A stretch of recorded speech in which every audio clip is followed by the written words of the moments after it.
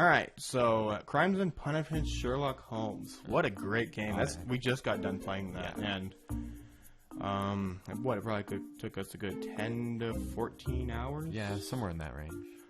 We started it up yesterday, and we just could not stop playing it. The immersion was just absolutely fantastic. Yeah, we couldn't pull ourselves out. It was a great game to watch as well as play. Yeah, being one player, I know when you were playing, I was just sitting there. Man, I felt like I was still playing it. It was the same way on your end, dude. I really enjoyed playing it. It was it was a great game. Yeah. But kind of for the style here, I wrote all the notes down on this little notepad. And we did try doing that at one point. Yeah, we tried to keep all the case information in the notepad. It was rather difficult keeping up on the notepad. The integrated system that they have for keeping all the case information down is very well rounded. Mm-hmm. I like all the things it can do. And it does remind you of things that you need to do. So if you need to check out something, like say for example, you have like a hair or something like that, you need to check out, see if it what type of animal it's with. It gives you a reminder, like it sets a task that, hey, you need to do this thing. Yeah. I like that. Alright, so we're going to go ahead and start off with the pros for this, and we're going to kind of go over to the cons, but the cons, there's really not that many. No. The pros definitely outweigh the cons. Yes. Alright, so it had great storytelling for the cases, but it didn't really have a really coherent story throughout the entire thing, which I know might turn a lot of people off, but once you actually start getting into the cases, it really doesn't matter that much. Yeah. Because the cases really keep going. Yeah. I especially like how in between cases and during cases you can check your mail from characters that you receive from other cases prior. Depending on the outcome of those cases, it was really very cool. Depending on whether or not you absolve them or arrest them. Yeah. Also, you do have the option to absolve or arrest the people. The suspect. It was very good in that respect. It had really decent pacing, and I say decent because there are occasional times where it really kind of got slow. We're not going to say which case it was or which number it was, but there is one case in particular in there where it does get pretty bad. Yeah, I think that might have been just our fault, though. I mean, we did have to backtrack a lot in that case because I think either we missed a lot or it was just stuff spread everywhere that you couldn't do until you'd done other things. But it was either us or it, most likely us. Like there are objects that kind of blend into an area and we don't quite see it when we're first there, so we're like, okay, wait a minute, if we go back to this other place, maybe it's there. Yes. And we go back to a bunch of different places, wait a minute, why don't we just go to the first place, and be like, the first place that it told us to do that, and look there. Yeah. And it turned out to be there. So maybe if you kind of get to that spot, reference that to a hint, and it'll get you past it. I'm a lot better. Yeah. And it had okay graphics. They were great graphics for what they were going for, but from a realistic standpoint, they weren't really that great. The lip syncing was kind of off. Well, I noticed that some of the characters' lip syncing, especially the minor ones in all the cases, their lip syncing didn't add up very well. Sometimes Watson's didn't even, but Sherlock's lip syncing matched the voice acting almost perfectly. Almost perfectly. There were some instances where I noticed that it was a little off, but then again, at the same time, it didn't break any immersion. No, it didn't affect gameplay at all. Alright, one thing that I really, really enjoyed, that when you're going from area to area, during these cases, you can look at your casebook and check to see and kind of remind yourself of what you're doing. Yeah. Or what you need to be doing. Yeah. Which I thought that was really nice. And I'm going to say this, a lot of the puzzles in there were difficult, but they were not impossible. Like, it didn't take us long to get a lot of the puzzles after we figured them out. Exactly. And there are a few exceptions, but those were so minor, and they were fun throughout. Oh yeah, all the puzzles I really enjoyed. And there was one puzzle in particular when you're trying to pick a lock, which there is quite a bit of that but it doesn't get repetitious. Each puzzle gets harder and harder the more you go throughout. Yeah. It's nowhere near like Zelda Ocarina of Time Water Temple puzzle difficulty. Don't get your hopes up if you like that kind of thing. Nobody likes that kind of thing. Yeah, very true. Okay, this game was very detailed. There was a lot to read for every case.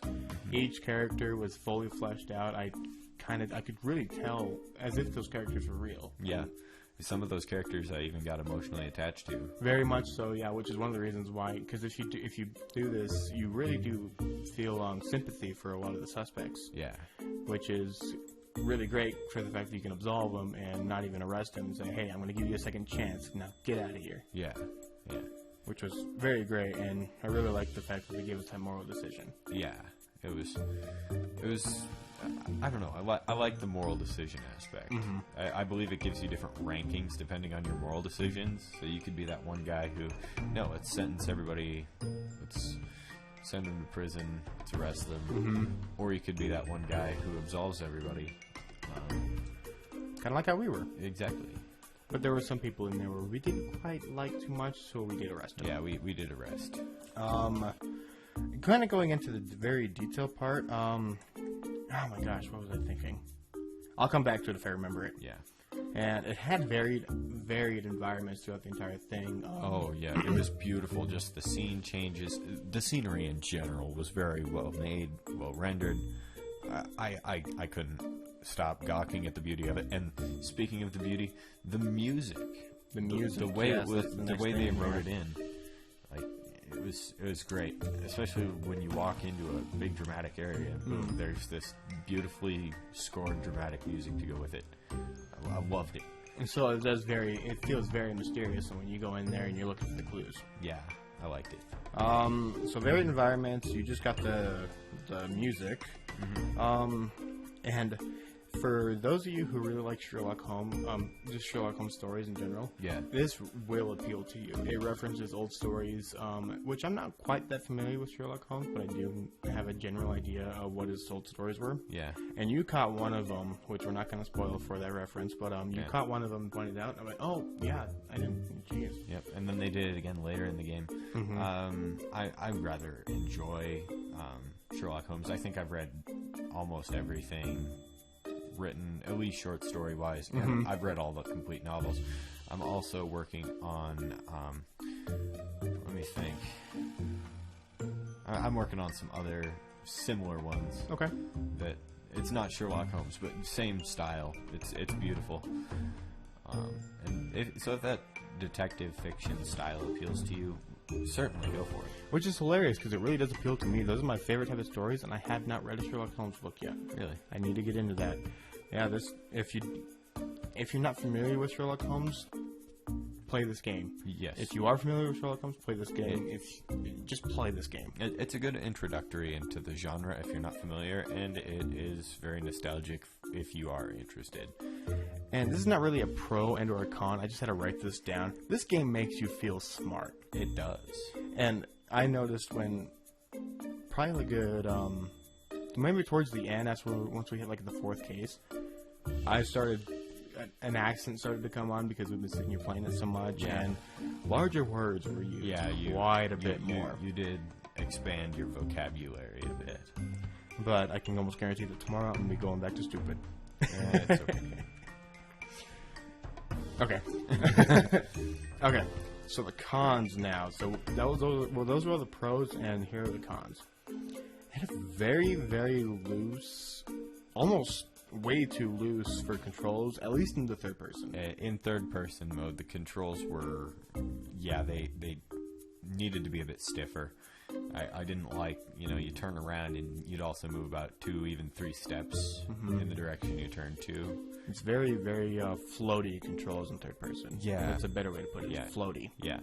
But it was very nearly perfect in first person mode, and I have no complaints. If you play this game, play it in first person. Yes. Now, another, not really a con, it's more or less a nitpick, but there are way too many loading screens. Yes. And some of those loading screens, especially in between areas, there was the option to pull up your casebook and review your case while the game's loading between areas. It was cool because it had you sitting in your cart with Watson, and you're just looking at your casebook, and you got all the sound of the surrounding area. And now, those loading times I didn't have an issue with, but say you get into an area, you just got done loading, you take 2 steps, and then another loading screen, and then you're in a cutscene. Yeah, those got pretty annoying after a while, but it wasn't anything to really complain about too much. It just was bothersome. Now, there are some tedious puzzles in here. So, say, for example, there's a gate puzzle where you have to use levers and open up certain gates to let... So you change back and forth between Watson and Holmes. Yes. And it just got very tedious. It did. But another thing, for those of you who don't like puzzles and don't like that kind of thing, puzzles and even certain areas gave you the option to skip them. Yes. Now, there were achievements that came with not skipping them, and we did manage to get all those. Good Yes, job. we did not skip any puzzles. We went all the way through. We did not skip anything. We just played the game and did the puzzles, which was a lot of fun, and I highly recommend doing that. Yes. But if there's one puzzle, say, you do not like, which I do not think that the gate puzzle in that one case had a skip. I think it did, Did it? actually. Yeah. I'll have to look back on that. But either way, if it did have a skip, I would probably recommend using it. But if you want the achievement, don't use it. Yeah, don't use it. The achievement, I don't know. That's just my nature. I like getting those. Alright, so halfway through the game, we decided to give it an 8 out of 10 because of those cons.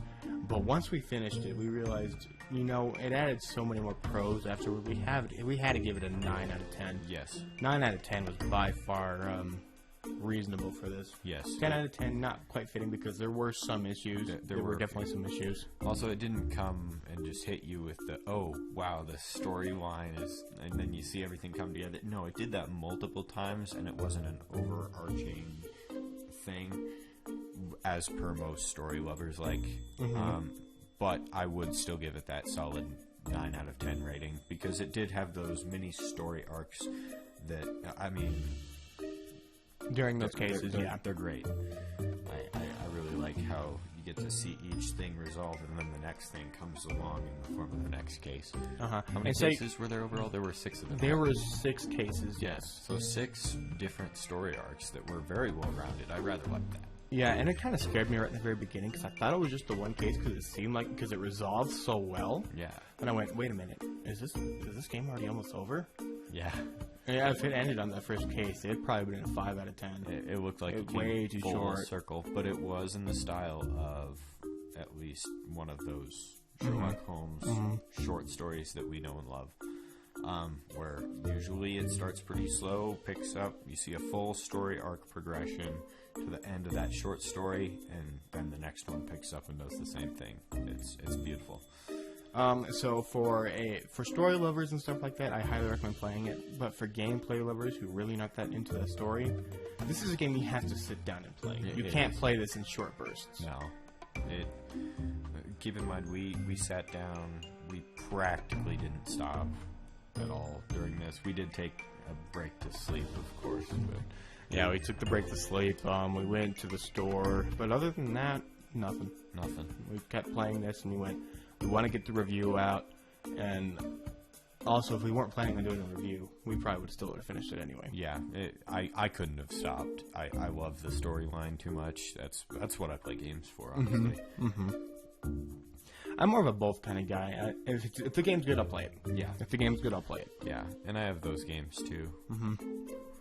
Yeah, great game. It's free till the end of this month. This month is March of 2016. Yes, I highly encourage you to pick this up, play it. I don't care what you say. It's great. Yeah, if you're a puzzle lover, pick it up. If you're not that quite of a puzzle lover, you can skip the puzzles. Yeah, just a great game overall. It's great. If you like Phoenix Wright, play it. If you like things with storylines, play it. If you like puzzle games, play it. Just do it. Just play it. Just play it. All right, 9 out of 10. IGN. I'm gonna bleep that part out. Good.